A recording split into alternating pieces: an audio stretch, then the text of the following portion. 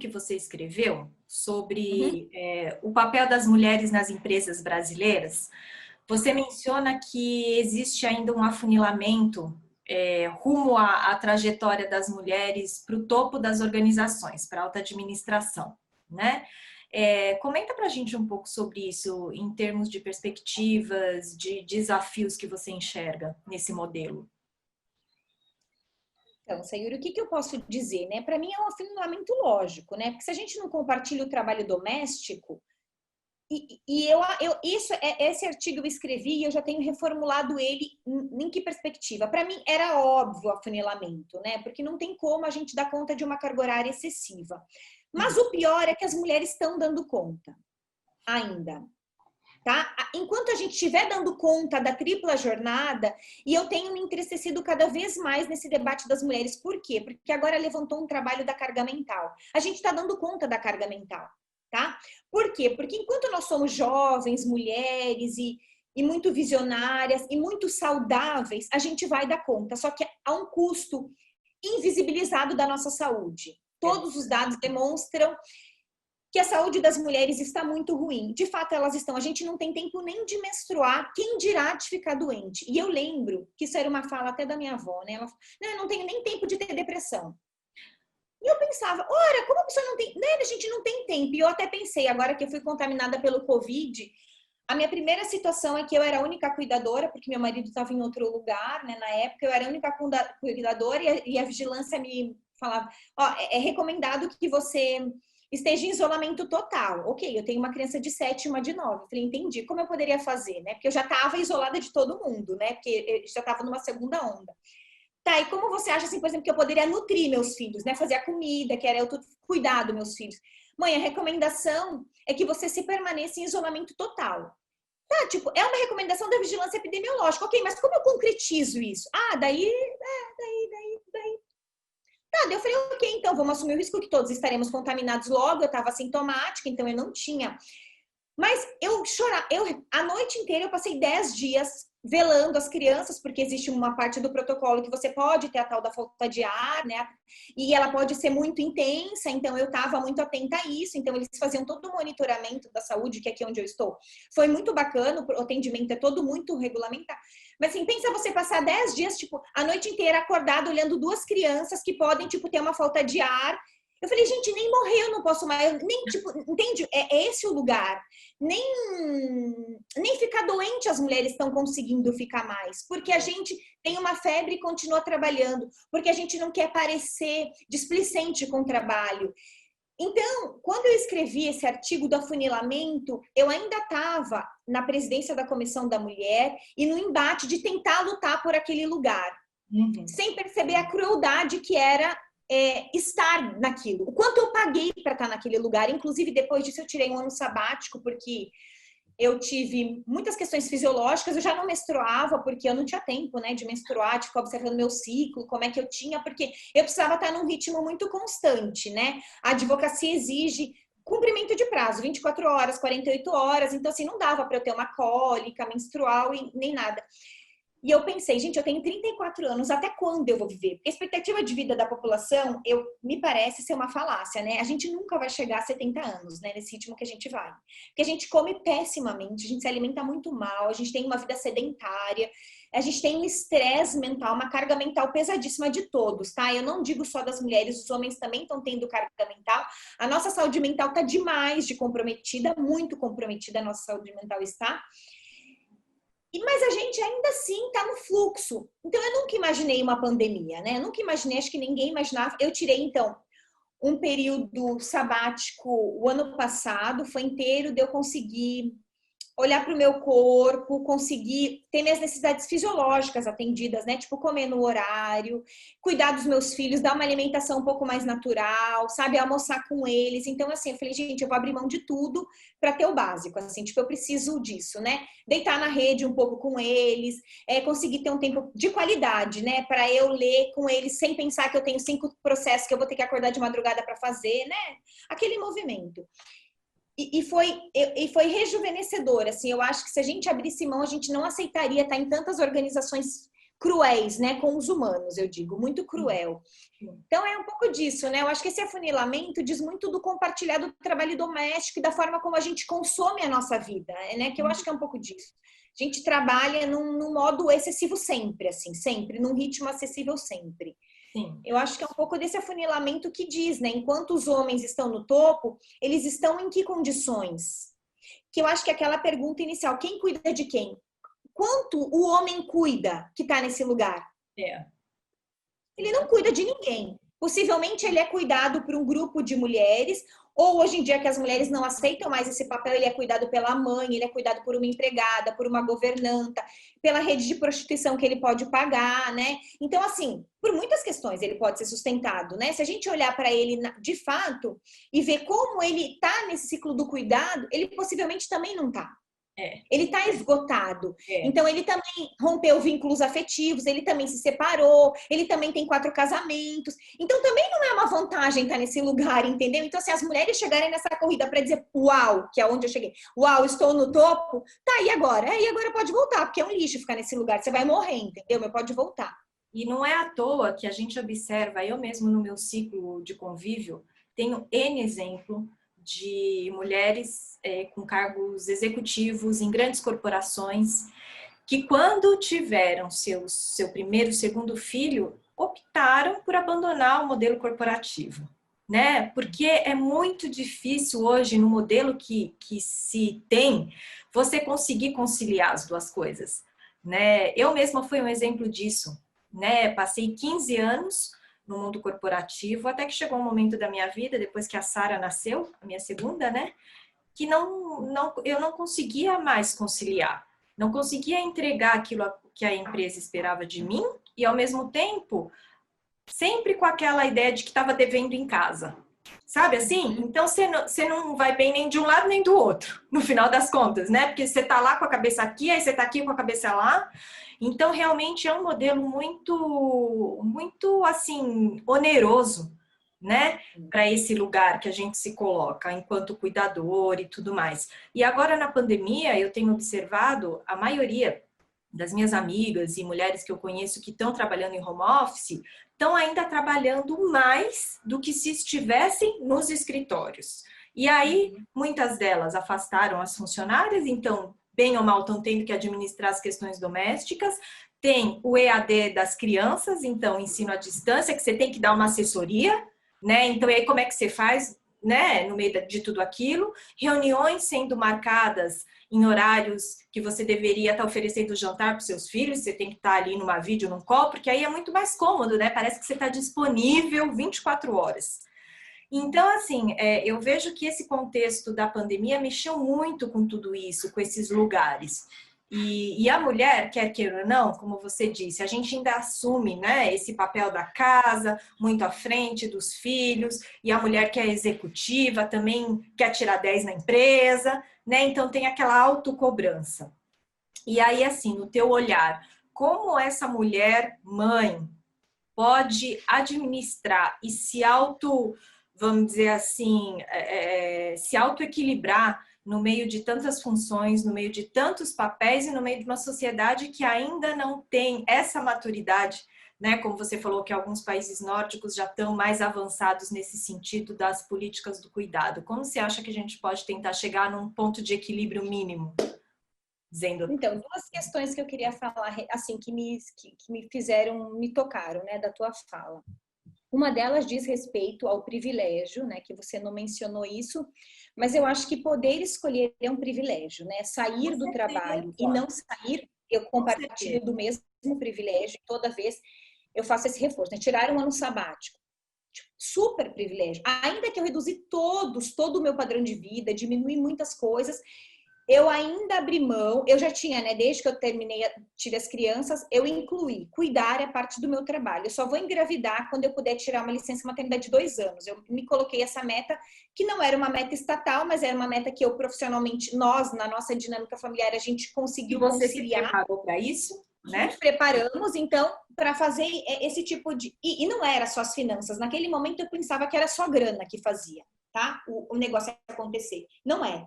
Existe um desgaste emocional e depois eu também compartilhei da culpa de ter calculado mal. Uma prontidão psicoemocional mesmo, né? Disponível, né? Então eu acho que esse é um primeiro ponto que eu gostaria de trazer, que é você poder optar por sair do ambiente corporativo. Isso é um caso, tá? Que isso já é um privilégio, a gente precisa reconhecer que não são todas as mulheres, porque as famílias estão... Aliás, hoje a gente trabalha, as últimas pesquisas de domicílio dão conta de que as mulheres são as maiores provedoras de casa. Então, a gente ainda está sustentando... São mulheres que abriram mão de relações abusivas. Então, tá, se eu paro de trabalhar, logo quem me sustenta? Ninguém. Né? Então, se a gente está falando que no Brasil não existe uma política de cuidado, quem cuida dos velhos e das crianças? As mulheres. Então, se a gente tem um índice de violência doméstica enorme, elas precisaram ter autonomia financeira para sair de relacionamentos abusivos. E agora a gente quer que ela fique no autocuidado. Tá, tipo, como assim? Então, é uma conta que nunca fecha, ela não fecha. O que eu poderia dizer, primeiro de tudo, é a gente trazer esse tema, tá? De um lugar do diálogo, tá? Eu acredito muito nesse formato, porque eu, assim, posso ser ilusória, tá? Quando eu falo isso, mas eu gosto de imaginar que as empresas são ignorantes a esse tema, sabe? Tipo, é uma ignorância falar sobre isso e marcar reuniões às 20 horas. Eu acho que pode ser ignorância, pode ser que ninguém parou, porque como a gente sempre deu conta, ninguém falou, olha, gente, tipo, 8 horas as pessoas jantam. Porque, de fato, o nosso estilo de vida não é que às 18 horas a gente janta, como foi antigamente dos nossos pais, quando todo mundo se recolhia para dentro de casa. Hoje em dia a gente vai na academia à meia-noite, as academias estão... Então a gente tem dificuldade, inclusive, de perceber que o dia é noite, quando ficou dia, quando virou noite. Porque a gente sai trabalhar às 4 da manhã. Então a gente não percebeu, entendeu? Então, assim, quanto mais a gente ampliar o espaço para o trabalho produtivo, ele vai tomar conta de tudo, que é o que eu fazia muitas vezes. O que eu fiz? Eu comecei a acordar às 6 da manhã, daí eu comecei a acordar às 5, daí eu comecei a acordar às 4h30, daí eu comecei a acordar 4 horas. Por quê? Para dar conta do trabalho, porque eu entendia na minha cabeça que eu queria participar da aula de natação das crianças, tipo 4 da tarde. Ok, era lindo, era muito filosófico, eu adorava, porque as crianças achavam que eu estava ali, mas eles não viam que eu me destruía, tipo, meu sono era detonado. Mas eu ainda pensava, não, mas é melhor eu detonar o sono do que eu perder um trabalho, tipo, entendeu? Então, assim, é esse nível de negociação que a gente faz, gente, e isso é inegociável em termos de saúde, tá? Eu digo em termos de saúde, por isso que agora eu quero ampliar esse ano, eu resolvi estudar um pouco mais a questão da saúde. Porque esse custo também é invisibilizado, né? Esse custo operacional de quanto a gente exige das pessoas, quanto as metas e quanto as empresas têm prejuízo pela qualidade ruim de um funcionário que não consegue dormir bem. Uhum. Não tem. Quanto as empresas têm de prejuízo com os vínculos afetivos dos funcionários ruins? Você consegue imaginar? Tudo isso está impactando na produtividade Ponto. e na entrega final da Ponto. empresa. No final das Ponto. contas, isso é resultado. Entendeu? Né?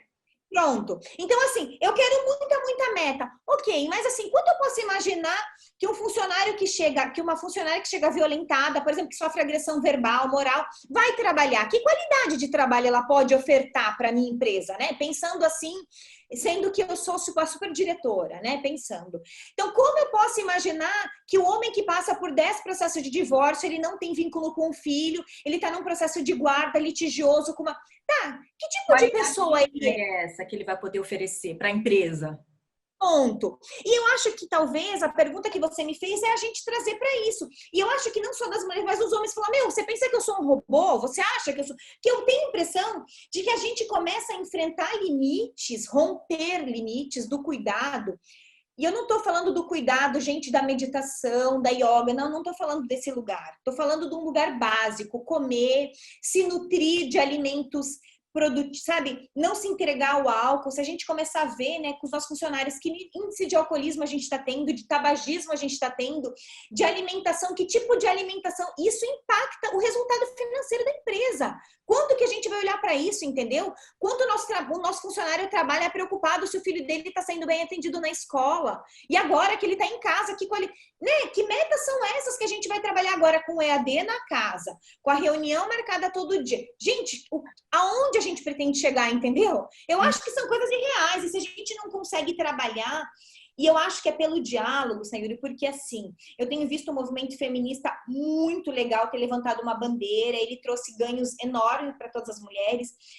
Mas esse lugar do enfrentamento, eu como advogada, tenho percebido que a tensão aumenta demais nas famílias, sabe? Então a gente tem que trazer. Por isso que eu gosto de trabalhar de um lugar que é da educação, que é da formação. E a formação passa por você não assumir de antemão que as empresas fazem isso tipo por objetivo do lucro, tão somente. Porque eu acho que se elas fizessem muito avaliação do lucro, elas já teriam revisto essas métricas. Então, eu acho que é por um modus operandi que ele se tornou tão automatizado que muitas vezes entra ali e vai. Não é reflexivo, entende? Então eu não acho que é um objetivo lucrativo, porque me parece que se a gente tivesse qualidade das relações, me pareceria que seria muito mais lucrativo, entende? Mas é por a gente conseguir mesmo. Você acha que, então, pela tua fala, eu estou entendendo que você sente que as empresas, elas estão numa maturidade pronta para receber esse tipo de diálogo?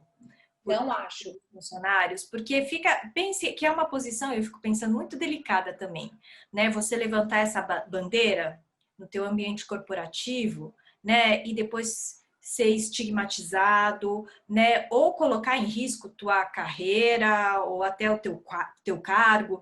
Então, assim, acho que o momento que você decide trazer à tona esse tipo de diálogo, você também tem que ter, vamos dizer assim, uma estrutura interna muito convicta, né? Porque é um tema ainda muito delicado, né? E eu acho que a interpretação disso, ela é dúbia, ela pode gerar uma série de polêmicas ainda, né?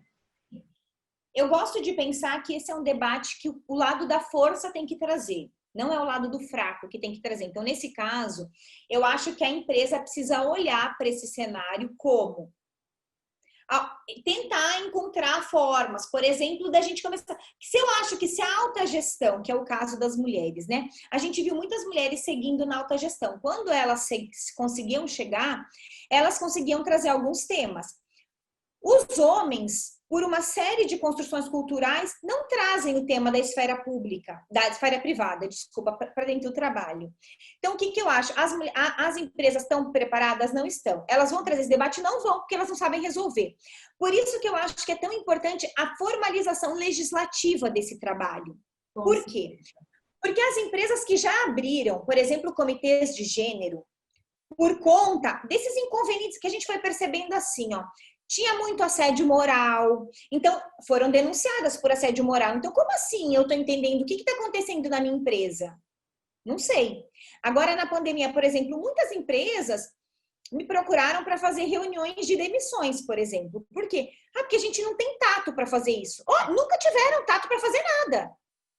Só que agora ficou enfatizado que o quê? Que eles precisariam cuidar mais do que do pagar o salário, eles precisam cuidar, é quase como que criar um centro de psicologia dentro da empresa, que não era mais o RH que dava conta, o RH não dá mais conta disso, entendeu?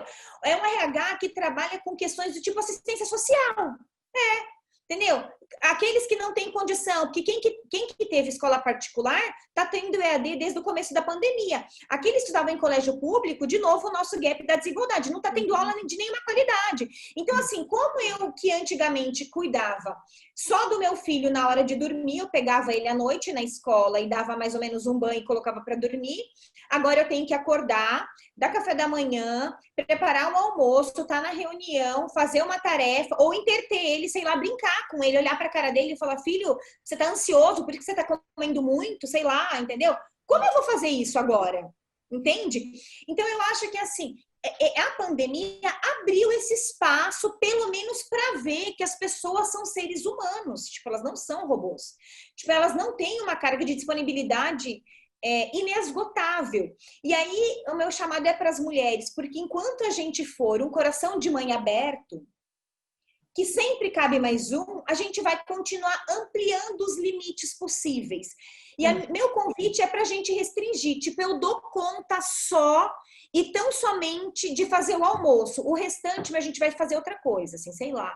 Eu dou conta de brincar 1 hora por dia, que é onde eu cheguei, né? Eu não dou conta de brincar mais. Eu tenho filhos um pouquinho maiores, eu não dou conta de brincar mais, tipo, eu tô esgotada e eu não dou conta. Então, vocês podem assistir TV, eu tinha um regime de muita restrição às telas na minha casa, ele foi muito ampliado, mas eu já falo, não vão ligar as telas, vão fazer qualquer coisa, brincar de Lego, sei lá, fazer alguma coisa. Comigo não vai rolar brincadeira. Ah, mas por quê? Você tá doente no começo? Não, não tô doente, quero ficar, tipo, sentada, assim, vendo a noite cair. Só isso que eu quero sentar, tomar uma água, assim, sei lá. Entende? Então a gente tem que sair dessa postura de ficar dando conta do recado, porque a gente vai se ferrar. Porque antes era dupla jornada, a gente está falando em tripla e a gente está dando conta. Então, enquanto as mulheres estiverem nessa sensação de culpa, a gente está ferrado, entendeu? Porque a gente vai levar o mundo nas costas e a gente vai ficar nesse lugar. Então, assim, é tentar pensar em estratégias do quê? De mobilizar um projeto de lei para políticas de cuidado? Pode ser. Levar, olha, será que não seria interessante fazer grupo nas empresas para a gente trabalhar essa questão da ansiedade? Não precisa falar de políticas de cuidado, começa a falar de ansiedade. Qual que é o tema da ansiedade da humanidade inteira? Carga mental, minha gente, trabalho doméstico, vida em família, todo mundo tem o mesmo problema. Ah, é a minha mãe, a minha avó, a minha tia que eu não consigo lidar. É as mesmas questões emocionais. Vamos fazer um comitê para trabalhar, sei lá, educação emocional? Nós nunca tivemos educação emocional na nossa história, né? Agora que as crianças estão começando a trabalhar. Será que não é interessante os gestores começarem a ver, porque a questão da emoção já tem sido trabalhada nas empresas, e a gente vai percebendo que empresas que estão mais maduras para avançar nesse debate e outras que não estão, mas algum debate, a gente, tipo, conflitos. Vamos trabalhar questões de mediação de conflitos? Teve empresas que eu nunca falei de gênero. Eu falei de conflito. Qual era o principal conflito? Assédio moral e sexual. Uhum. E claro que a alta gestão mais ou menos percebia, porque tinha muito homem, pouca mulher, era aquele esquema. Mas ele falava, ó, acontece alguma coisa que tá muito conflito. Então eles vinham para quê? Para o conflito. Então tá bom, a gente começou a avançar. Então assim, não é, ah, nossa, eu quero falar na minha empresa de gênero. Meu, não é assim, entendeu? Eu acho que o mundo possível é um, o mundo real é outro, e o mundo que a gente gostaria que fosse é um outro. Então a gente tem que começar dos debates possíveis, entendeu? Os debates que não tem, pra gente ganhar maturidade também, sabe, Saíra? Eu acho que é um pouco disso, sabe? Não é começar a mudar a roda inteira, fazer revolução agora. Eu acho que é entender o desgaste, sabe? Entender São etapas que precisam ser alcançadas, pequenas metas, né? E eu acho que, como você falou, né, Thaís, essa pandemia trouxe muitos ensinamentos em várias esferas, e eu acho que essa questão da culpa na maternidade, que a gente já falou em vários outros episódios aqui no canal também, e a gente sempre acaba caindo na mesma questão, né, dessa mulher mãe achar que ela precisa dar conta de tudo, como você falou, e eu acho que tudo isso que está acontecendo, que tenha sido uma oportunidade da gente fazer uma autorreflexão, né, e de entender, como você falou, até onde vai o nosso limite, e tudo bem, e tá tudo certo, né, porque somos seres humanos, né? Claro. E eu acho que é muito saudável até os nossos filhos entenderem até onde a gente consegue ir, até onde a gente consegue dar conta, não é? Uhum. E até como formação para eles também, né? Para eles entenderem que eles não precisam também dar conta de tudo, né? Que existem limites, que você pode priorizar, que você pode fazer escolhas. Então, eu acho que é um momento da sociedade, da humanidade como um todo, ressignificar todos esses valores, né? Mas muito obrigada pela conversa, eu adorei. Eu acho que a gente poderia continuar dias falando sobre isso, que é um tema super abrangente, mas acho que a ideia é ficar aqui a pulguinha atrás da orelha, né? Gerar um insight para as pessoas começarem a repensar e a revisitar essas crenças, né? Que há tantos anos a gente vem construindo de uma forma tão rígida, né? E que acho que chegou o momento da gente repensar tudo isso. Então, mais uma vez, obrigada pela oportunidade da conversa e parabéns pelo seu trabalho, viu, Thaís? Obrigada pelo espaço, muito obrigada. E realmente, a gente trouxe alguns temas, as políticas de cuidado são muito mais amplas do que isso, é estruturar uma sociedade que coloca o cuidado no centro, né? E o cuidado é o cuidado das pessoas, eu acho que a gente tem que pensar nisso, né? Cuidar, nós que estamos na faixa produtiva da vida, é esse lugar, né, de dar conta de quem já parou de produzir, mas que também merece o nosso afeto, merece a nossa consideração, e como a gente dedica. Porque eu gosto muito das empresas, quando você fala que as empresas não estão maduras, eu acho que ser acolhido, ouvido e cuidado é um desejo de todo ser humano, né? Então, eu gosto sempre disso, de trabalhar com o cuidado, porque é uma demanda muito, muito viva, né, em todos nós. Aliás, cada vez mais a gente está carente, muito carente das relações. Então, é cultivar isso. Existe um tempo para ser cultivado as relações. Então, eu queria agradecer demais esse espaço e fico super à disposição também, se vocês quiserem trocar alguma outra informação ou quem quiser me mandar perguntas, enfim, super disponível. Muito obrigada, tá? Legal. Eu que te agradeço, Thaís. Um beijo. Quem sabe a Beijão. gente marca um próximo bate-papo também. Tá Beijão. bom? Até mais. Obrigada. Tchau. Pessoal, a gente vai ficando por aqui. Espero que vocês tenham gostado e te espero no nosso próximo episódio. Um beijo, até mais.